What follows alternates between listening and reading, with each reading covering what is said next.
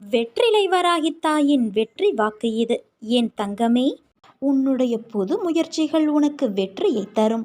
நீ எப்போதும் சிந்திப்பதிலிருந்து இப்போது மாறுபட்டு சிந்திக்க ஆரம்பித்து விட்டாய். இந்த மாற்றமே உன் வாழ்க்கையின் மிகப்பெரிய மாற்றத்திற்கான அடித்தளமாக அமையப்போகிறது.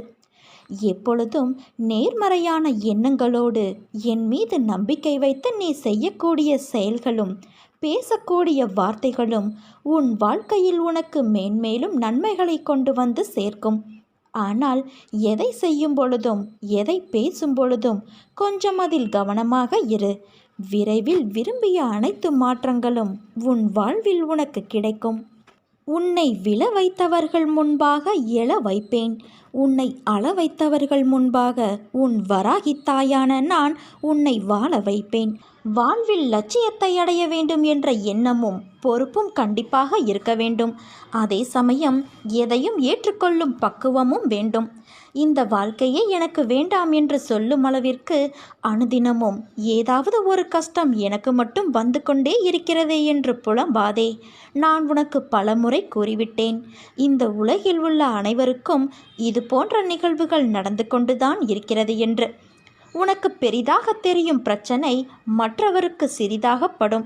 உனக்கு சிறிதாக இருக்கும் பிரச்சனை மற்றவருக்கு தலையாய பிரச்சனையாக இருக்கும். உன்னுடைய பலத்தை நீயே நம்பவில்லை என்றால் வேறு யார் நம்புவது? நம்பிக்கையோடும் மன தைரியத்தோடும் நிதானமாக யோசித்து செயல்படு. உன் காரியம் நிச்சயம் கைகூடும். நிகழ்காலம் உனக்கு கடினமானதாக இருந்தாலும் இது நிரந்தரம் என்று நினைத்து கொள்ளாதே. நிலைகள் மாறும், காலம் மாறும். உன் அம்மா நான் மாற்றுவேன் என் குழந்தையே. நீ எல்லா செல்வ வளங்களையும் பெற்று நல்ல பெயரோடு நிம்மதியான வாழ்க்கையை வாழ்வாய். உன் எல்லா சூழ்நிலைகளிலும் உன் அன்னையான நான் உனக்கு துணை இருப்பேன் குழந்தையே. என் வார்த்தைகள் மீது நம்பிக்கை வைத்து செயல்படு. நல்லதே நடக்கும். எல்லா இடங்களிலும் துரதிர்ஷ்டம் உன்னை துரத்துகிறது என்று நீ எண்ணுகிறாய். அது முற்றிலும் தவறான எண்ணம். உன்னை விதியும் ஆசைகளும் இக்கட்டான சூழ்நிலையில் நீ எடுத்த முடிவுகளும் தான் இந்த நிலைக்கு உன்னை இழுத்து சென்று விட்டது. கவலை வேண்டாம் குழந்தையே, எல்லாம் முடிவரும். நம்பிக்கையோடு நீ செயல்படு. எப்போது என்ன நடக்குமோ என்கிற பயம் உன்னை சூழ்ந்து இருக்கும் வரை உன்னால் நிதானமாக யோசித்து செயல்பட முடியாது. முதலில் மனதை ஒருநிலைப்படுத்து. மனதில் அமைதி இல்லாமல் நீ எதை செய்தாலும் அது சிறப்படையாது. எல்லோரும் உன் உள்ளத்தை காயப்படுத்தும் விதத்தில் நடந்து கொள்கிறார்களே என்று வருந்தாதே. உனக்கு நான் ஒன்றை கூறுகிறேன் கேள். உன் கண்ணீரை வீணாக்காதே. உன் தேவை வலிமை புரியாதவர்களுக்காக நீ வருத்தப்படுவதால் உன் மதிப்பு அவர்களுக்கு தெரிவது இல்லை. நீ அவர்களை பற்றியே யோசித்து மனம் சோர்வடைந்து உன் லட்சியத்தை நோக்கி முன்னேறி செல்வதில் சுணக்கமாகிறது. அப்படிப்பட்டவர்களிடமிருந்து நீ சற்று விலகியிருப்பதே உனக்கு நல்லது என் தங்கமே. அதற்காக அவர்களுக்கு தீமை செய் என்று நான் சொல்லவில்லை. அவர்களே உன் தேவையறிந்து உன்னை தேடி வரும் பட்சத்தில் நீ உதவி செய். மன அமைதி இழந்து நிற்கும் உன் வாழ்க்கை கூடிய விரைவில் மாறும். நீ எதிர்பார்த்த நிம்மதியான மகிழ்ச்சியான வாழ்க்கையை வாழப்போகிறாய். இன்று உனக்கு ஏற்பட்ட விஷயங்களை நீ அவமானம் என்று கருதாதே. உன் மனதில் கபடம் இல்லை. உன் மனதிற்கு தெரியும் யார் உன்னை ஏமாற்றுகிறார்கள் என்று. அவர்களை உன் வாழ்விலிருந்து நகர்த்தி வை. எதையும் பொறுத்து கொள்ளலாம், ஆனால் நம்பிக்கை துரோகத்தை மட்டும் பொறுத்து கொள்ள முடியாது. அப்படி செய்த அவர்களை என் கையில் விட்டுவிடு. அவர்களுக்கு நல்ல பாடத்தை நான் கற்றுக் கொடுக்கிறேன். நீ எதையும் வெளிக்காட்டாதே குழந்தையே. உன் மிகப்பெரிய சொத்து நிம்மதிதான். அதை உன்னை மதிக்காதவர்களுக்கு நீ செலவழிக்காதே. அவர்களுக்கு மதிப்பை எப்படி கொடுக்க வேண்டும் என்பதை நான் அவர்களுக்கு புரியும்படி செய்வேன். நீ அழாதே குழந்தையே. இன்று உன் மனதில் ஏற்பட்ட காயம் என்பது எனக்கு ஏற்பட்டதற்கு சமம். அதை நான் எப்படி பந்தாடுகிறேன் என்பதை நீ பார். நான் என்ன செய்தேன்? ஏன் என் வாழ்வில் மட்டும் இவ்வளவு வலி? ஏன் எல்லோரும் என்னை வந்து காயப்படுத்துகிறார்கள் என்று புலம்புகிறாய்? மற்றவர்கள் செய்த தவறு துரோகம் ஏன் சுற்றி இருப்பவர்களுக்கு தெரியவில்லை? ஏன் என்னை இப்படி குற்றவாளிகளாக பார்க்கிறார்கள்? அவர்களுக்கு தெரியவில்லையா உண்மை எது என்று? இப்படித்தானே நீ புலம்பிக் கொண்டு இருக்கிறாய். ஆனால் அவர்களுக்கோ அதை அனுபவித்துதான் புரிந்து கொள்ள வேண்டும் என்பது விதி. மற்றவர்களுக்காக யோசி, உதவி செய். மற்றவர்கள் கஷ்டத்தை நினைத்து வருந்து. மற்றவர் வழிக்காக பிரார்த்தனை செய். ஆனால் உன் வாழ்க்கை என்னும் மூச்சை உனக்காக சுவாசி. அதில் ஒருவர் மட்டுமே உயிர் வாழ முடியும். அந்த மூச்சை நீ மட்டும்தான் சுவாசிக்க முடியும். நான் சொல்வதை உன்னால் புரிந்து கொள்ள முடிகிறதா? நீ வைரம். உன்னை ஒரு வடிவம் கொண்டு வருவதற்காக நான் செதுக்குகிறேன். உனக்கு துணையாக நான் வாழ்வேன் என் குழந்தையே. நீ என் பரிபூரண அருளும் ஆசிர்வாதமும் அன்பும் பெற்ற என் செல்ல குழந்தை. நான் இல்லாமல் நீ எப்படி தனித்து இருக்க முடியாதோ அப்படித்தான் உன்னை பிரிந்தும் என்னால் தனித்திருக்க முடியாது. உன்னை என் கரத்தில் தாங்குகிறேன். உன் கர்மாக்கள் எல்லாம் மீதமில்லாமல் நசிந்துவிடும் அளவுக்கு என் பெயரை உச்சரித்து கொண்டே இருப்பதால் ஒரு லோபியைப் போல ஒரு பொக்கிசமாக இரவு பகலாக உன்னை நான் பாதுகாக்கின்றேன். யாரிடம் நீ மனமிட்டு உன் குறைகளை பகிர்ந்து கொள்கிறாயோ அங்கிருந்து நிவர்த்திக்கான வழிகளை நான் நேர் செய்கிறேன். யாரை தேடி நீ போகிறாயோ அவராகவே நான் இருந்து உன்னை வரவேற்று உபசரிப்பேன். எனக்கு பிரியமானவர்கள் உனக்கு ஆசி கூறுவார்கள். அந்த ஆசியை வழங்குவது உன் அன்னையான நானே என்று அறிந்து கொள். சோதனை காலத்தில் உன்னோடு யாராவது பயணித்தால் அதுவும் நானே.